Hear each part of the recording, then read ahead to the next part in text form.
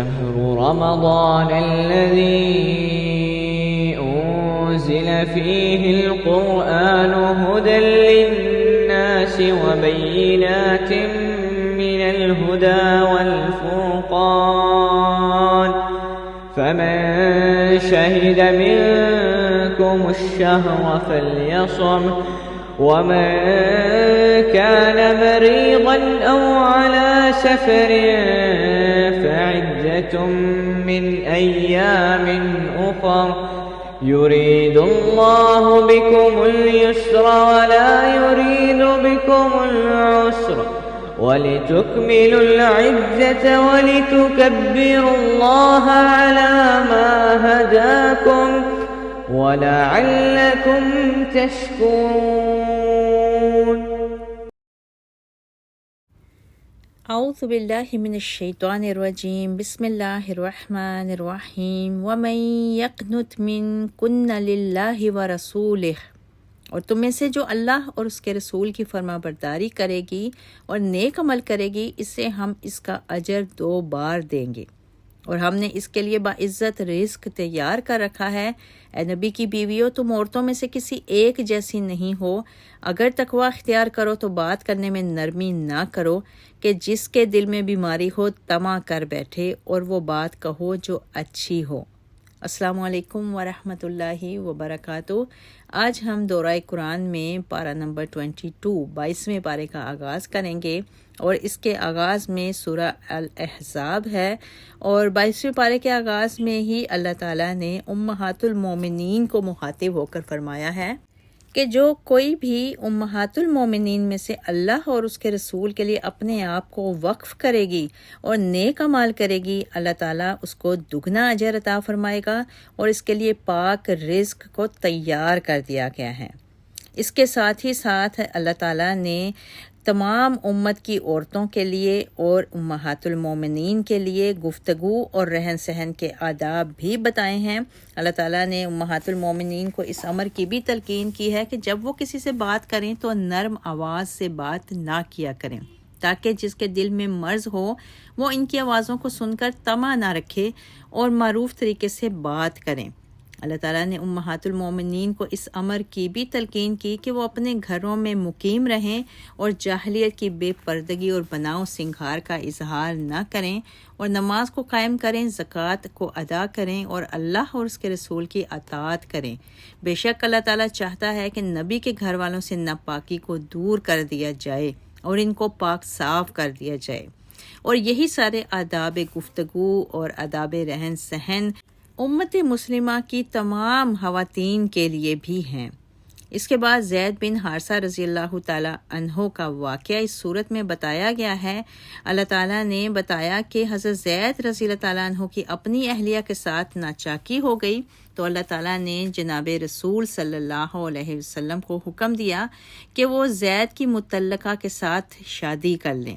نبی اکرم صلی اللہ علیہ وسلم کے دل میں یہ خیال تھا کہ لوگ باتیں بنائیں گے، کیونکہ آپ صلی اللہ علیہ وسلم نے زید بن حارثہ کو اپنا منہ بولا بیٹا بنایا ہوا تھا، لیکن اللہ تعالیٰ نے آپ کو حکم دیا کہ آپ اس مسئلے میں لوگوں کی رائے کی پرواہ نہ کریں، اور جناب زید جو آپ صلی اللہ علیہ وسلم کے منہ بولے بیٹے تھے، ان کی اہلیہ کے ساتھ نکاح کر لیں، تاکہ مستقبل میں امت کے لیے اس معاملے میں کوئی دشواری نہ رہے۔ ساتھ ہی اللہ تعالیٰ نے اس امر کو بھی واضح فرما دیا کہ رسول اللہ صلی اللہ علیہ وسلم کسی مرد کے باپ نہیں ہیں، بلکہ اللہ کے رسول اور اس کے آخری نبی ہیں۔ دراصل اس وقت اہل مکہ منہ بولے بیٹے کو اپنے سگے بیٹے کے برابر سمجھتے تھے، اور اس کی بیوی کے ساتھ، اس کی بیوہ کے ساتھ، اس کی مطلقہ کے ساتھ کسی بھی صورت میں نکاح نہیں کرتے تھے۔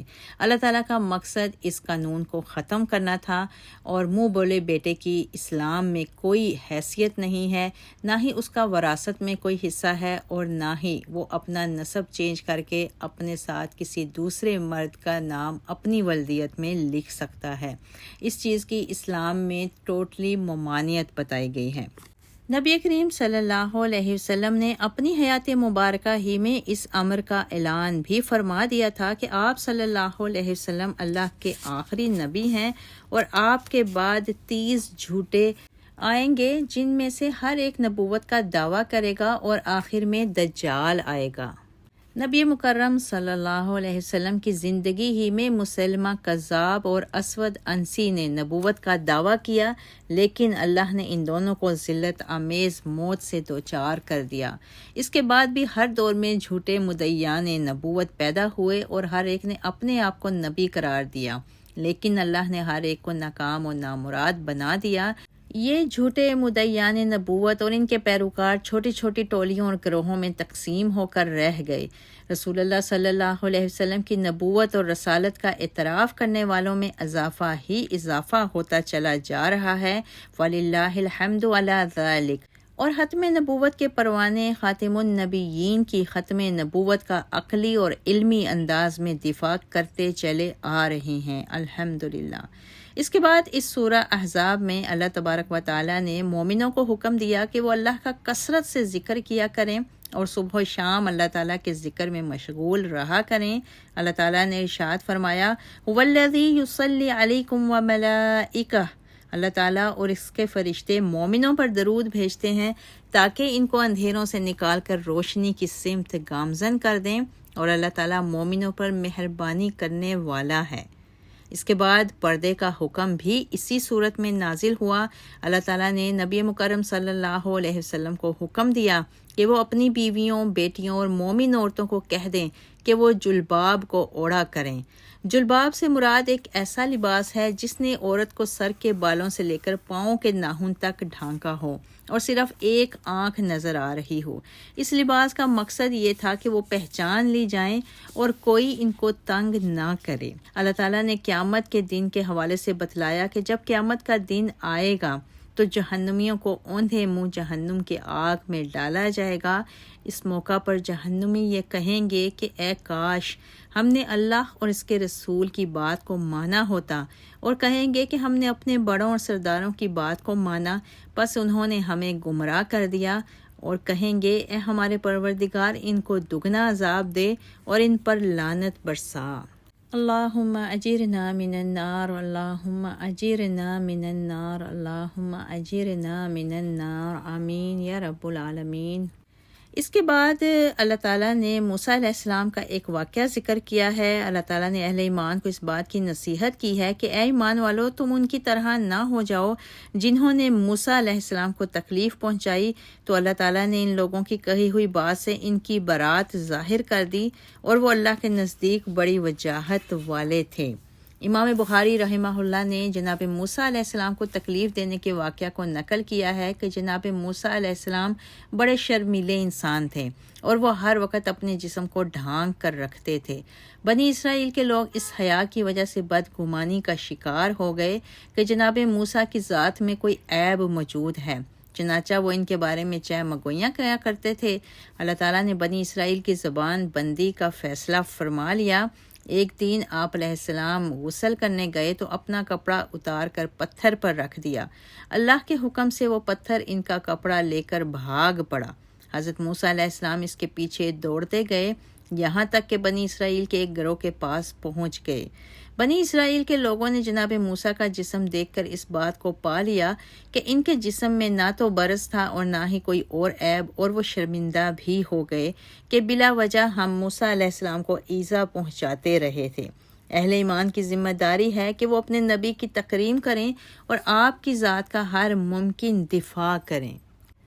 اس کے بعد اس صورت میں اللہ تعالیٰ نے سچ بات کہنے کے فوائد بھی بتلائے ہیں کہ اگر سیدھی بات کی جائے تو معاملات سنور جاتے ہیں اور اللہ حق گو انسان کے گناہوں کو معاف فرما دیتا ہے۔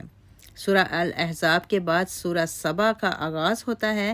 سورہ سبا میں اللہ تعالیٰ ارشاد فرماتے ہیں کہ سب تعریفیں اللہ کے لیے ہیں جس کے لیے آسمان و زمین میں سب کچھ موجود ہے، اور اس کی حمد آخرت میں ہے، اور وہ باخبر حکمت والا ہے۔ وہ جانتا ہے جو زمین میں جاتا ہے اور جو اس سے نکلتا ہے، اور جو آسمان سے اترتا اور اس کی طرف چڑھتا ہے، اور وہ رحمت کرنے والا اور بخشنے والا ہے۔ حضرت داؤد علیہ السلام اور سلیمان علیہ السلام پر انعامات الہیہ کی بارش بھی اس سورہ میں بتائی گئی کہ اللہ تعالیٰ نے جناب داؤد اور سلیمان علیہ السلام پر اپنے انعامات کا ذکر کیا کہ کس طرح اللہ تعالیٰ نے داؤد علیہ السلام کے لیے پہاڑ اور پرندوں کو مسخر فرما دیا اور لوہے کو ان کے ہاتھوں میں نرم کر دیا تھا، اور جناب سلیمان علیہ السلام کے لیے مہینے کے سفر پر آنے جانے والی ہواؤں کو مسخر فرما دیا تھا، اور جنات کو ان کے احکامات کے تابع کر دیا تھا کہ وہ اللہ کے حکم سے ان کے کام کرتے تھے۔ سلیمان علیہ السلام ان سے تعمیراتی کام لیتے تھے، اور جو کوئی نافرمانی کرتا ہے اس کو سخت سزا کا سامنا کرنا پڑتا تھا۔ جب اللہ تعالیٰ نے حضرت سلیمان علیہ السلام پر موت کو طاری کر دیا تو جنات کو اس بات کی خبر تک نہ ہونے دی۔ جناب سلیمان علیہ السلام چھڑی کے سہارے کھڑے تھے، جب چھڑی کو دیمک لگ گئی تو جناب سلیمان علیہ السلام کے زمین پر گرنے کے بعد جنات کو اس بات کی خبر ہوئی، وگرنہ اتنی دیر تک وہ پوری تندہی سے ان کا کام کرنے میں مصروف رہے۔ سورہ سبا میں اللہ تعالیٰ نے سبا کی ایک بستی کا بھی ذکر کیا ہے کہ یقیناً سبا والوں کے لیے ان کے مقام رہائش میں نشانی تھی کہ ان کے دائیں اور بائیں 2 باغ تھے۔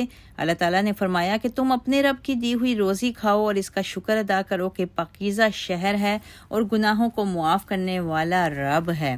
لیکن انہوں نے روگردانی کی تو اللہ تعالیٰ فرماتا ہے کہ ہم نے ان پر ایک سخت امڑتا ہوا سیلاب بھیج دیا اور ان کے دونوں باغوں کو بد مزہ پھل جھاؤ اور کچھ بیری والے باغوں میں بدل دیا۔ ہم نے ان کو یہ بدلہ ان کے کفر کی وجہ سے دیا تھا، اور ہم صرف ناشکروں کو ایسا بدلہ دیتے ہیں۔ اللہ تعالیٰ یہ بھی فرماتے ہیں کہ ہم نے ان کے اور بابرکت بستیوں کے درمیان کچھ کھلی بستیاں آباد کر دی تھیں، جن کے درمیان ہم نے سفر کی مسافتوں کو محدود کر دیا تھا کہ ان کے درمیان صبح شام چلتے پھرتے رہو۔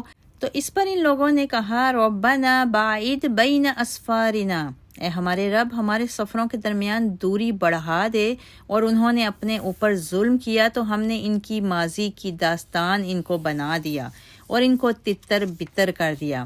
بے شک اس میں نشانیاں ہیں ہر اس شخص کے لیے جو صبر اور شکر کرتا ہے۔ اس صورت میں اللہ تعالیٰ نے اس بات کا ذکر کیا کہ اللہ تعالیٰ نے رسول اللہ صلی اللہ علیہ وسلم کو جمیع انسانیت کے لیے بشارت دینے والا اور ڈرانے والا بنا کر بھیجا ہے، مگر لوگوں کی اکثریت اس بات کو نہیں جانتی۔ سورہ سبا کے بعد سورہ فاطر شروع ہوتی ہے، اور سورہ فاطر میں اللہ تعالیٰ بیان کرتا ہے کہ تمام تعریفیں زمین اور آسمان بنانے والے اللہ کے لیے ہیں۔ اس نے فرشتوں میں سے بھی رسول چنے ہیں، بعض فرشتے 2 پروں والے، بعض 3 اور بعض 4 پروں والے ہیں، اور اللہ تعالیٰ خلقت میں جس طرح چاہتا ہے اضافہ کرتا ہے۔ بے شک اللہ تعالیٰ ہر چیز پر قادر ہے۔ جناب جبرائیل امین جو فرشتوں کے سردار ہیں، ان کو اللہ تعالیٰ نے 600 پر عطا فرمائے ہیں۔ اس صورت میں اللہ تعالیٰ نے ان گمراہ لوگوں کا بھی ذکر کیا جن کو ان کے غلط اعمال بھی اچھے معلوم ہوتے ہیں۔ اللہ تعالیٰ نبی رحمت صلی اللہ علیہ وسلم کو دلاسا دیتے ہیں کہ آپ ان اعمال پر حسرت نہ کریں، اللہ تعالیٰ کو پتہ ہے جو یہ کرتے ہیں۔ اللہ تعالیٰ فرماتا ہے کہ دنیا میں جتنی عورتیں حاملہ ہوتی ہیں اور جتنی بچوں کو جنتی ہیں اور جو کوئی بھی بوڑھا ہوتا ہے اور جس کی عمر کم ہوتی ہے، اللہ کو ہر بات کا علم ہوتا ہے۔ اس صورت میں اللہ تعالیٰ نے یہ بھی ارشاد فرمایا کہ اندھا اور بینا برابر نہیں ہو سکتے، اور نہ دھوپ اور چھاؤں برابر ہو سکتے ہیں، اور نہ زندہ اور مردہ برابر ہو سکتے ہیں۔ اللہ تعالیٰ ارشاد فرماتا ہے کہ جو شخص ہدایت کے راستے پر ہو وہ گمراہ انسانوں کے برابر نہیں ہو سکتا۔ اس کے بعد اللہ تعالیٰ نے اپنی قدرت کاملہ کی نشانیاں واضح کیں اور بتایا کہ اللہ تعالیٰ آسمان سے پانی کو اتارتا ہے اور اس کے ذریعے سے مختلف ذائقوں کے پھلوں کو پیدا کرتا ہے، اور پہاڑوں میں بھی مختلف رنگوں کے پہاڑ ہیں، کوئی سفید، کوئی سرخ اور کوئی کالے رنگ کا ہے، اور انسان اور چوپائی اور مویشیوں کے مختلف رنگ اللہ تعالیٰ کی قدرت کا منہ بولتا ثبوت ہیں۔ اس صورت میں اللہ تعالیٰ نے اس امر کا بھی اظہار کیا کہ جنت میں نہ دکھ ہوگا اور نہ تھکاوٹ اور کسی قسم کی اکتاہٹ کا احساس ہوگا۔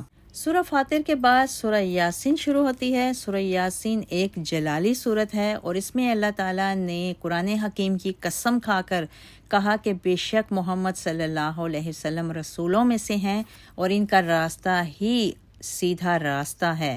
اس سورہ میں اللہ تعالیٰ نے ارشاد فرمایا کہ جو لوگ کافر ہیں ان کو ڈرایا جائے یا نہ ڈرایا جائے ان کے لیے برابر ہے، وہ ایمان نہیں لائیں گے۔ رسول کریم صلی اللہ علیہ وسلم ان کو ڈراتے ہیں جو قرآن مجید کی پیروی کرتا اور اللہ تعالیٰ کے ڈر کو اختیار کرنے والا ہے، وہی ان کے ڈراوے میں آتے ہیں اور اللہ تعالیٰ کا تقوی اختیار کرتے ہیں۔ اس صورت میں اللہ تعالیٰ نے یہ بھی بتلایا کہ اللہ تعالیٰ دو طرح کے اعمال کو لکھتے ہیں، ایک عمل وہ جو انسان خود کرتا ہے، دوسرا عمل جو اس کے پیچھے آتا ہے۔ پیچھے آنے والے اعمال میں صدقہ جاریہ اور لواحقین کی دعائیں شامل ہوتی ہیں۔ اس کے بعد اللہ تعالیٰ نے اس صورت میں ایک بستی کا ذکر کیا جس میں اللہ تعالیٰ نے اپنے 2 رسولوں کو بھیجا، لیکن بستی والوں نے ان کو جھٹلا دیا۔ تب اللہ تعالیٰ نے ایک تیسرے رسول کے ساتھ قوت عطا کی۔ ان رسولوں نے کہا کہ ہم اللہ تعالیٰ کے بھیجے ہوئے ہیں، جس پر بستی والوں نے کہا کہ رحمان نے کچھ بھی نازل نہیں کیا اور معاذ اللہ تم جھوٹ بول رہے ہو۔ بستی والوں کا مقابلہ کرنے کے لیے بستی کے ایک کنارے سے ایک شخص اٹھا اور اس نے کہا کہ اے میری قوم کے لوگوں، رسولوں کی پیروی کرو جو تم سے کچھ بھی طلب نہیں کر رہے اور وہ ہدایت پر ہیں۔ لیکن بستی کے لوگوں نے اس مرد مومن کی بات نہ مانی اور اس کو قتل کر دیا۔ اللہ تعالیٰ نے اس کی شہادت کو قبول کیا اور بستی والوں سے اپنی رحمتوں کو موڑ لیا۔ انشاءاللہ تعالیٰ پارہ نمبر 23 میں ہم اس واقعے کا بقیہ حصہ پڑھیں گے۔ اللہ تعالیٰ سے دعا ہے کہ اللہ تعالیٰ ہم سب کو قرآن مجید کے تمام واقعات سے نصیحت اور عبرت حاصل کرنے والا بنائے اور ہم سب کو قرآن مجید پڑھنے، سمجھنے اور اس پر عمل کرنے کی توفیق عطا فرمائے۔ آمین یا رب العالمین۔ وآخر الدعوانا ان الحمد للہ رب العالمین۔ سبحان ربک رب العزت عما یصفون والسلام علی المرسلین والحمد للہ رب العالمین وما علینا الا البلاغ۔ اللهم بارك لنا في رجب وشعبان وبلغنا شهر رمضان اللهم بارك لنا في القرآن العظيم وانفعنا بهدي سيد المرسلين وثبتنا على الهدى والصراط المستقيم. اللهم بارك لنا